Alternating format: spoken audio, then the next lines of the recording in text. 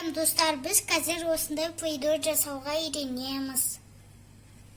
Әдемі бірдеңе жасауға болады. Банан, қияр, алма, слива. Біз деген помидор жасайын деп отырмыз. Бізге un керек, тұз керек, су керек. Әлде краскамен кесе керек. Bundan бастаймыз.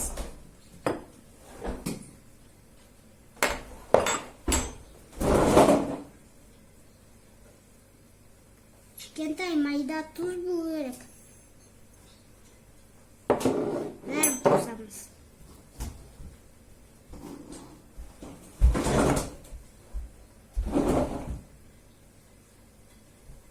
Енді астырамыз.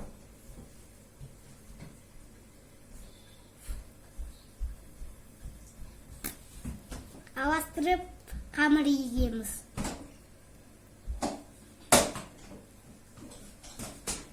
Қамырды еледім. Менде мынандай қамыр шықты. Енді біздің помидорымызды цвет шығарамыз. Қызылдан бастаймыз. Қазір мынаны не істейміз? Жасады, бөлдім. Енді біздің краскамен бастаймыз. Мен жасаймын қызылдан, сарыдан, жасылдан, көктен, қарадан.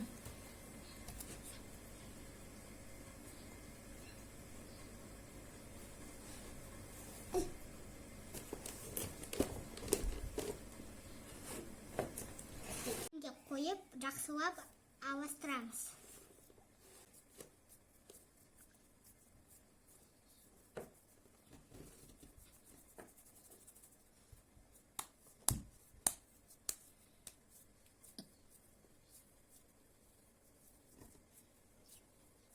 Помидор шықты. Қызыл, сары, жасыл, көк. Түстерге боядық. Елгіш, ойнауға болады. Қолға жабыспайды, соғауға болмайды. Әртүрлі форма жасауға болады. Пластилин секілді ойнауға болады.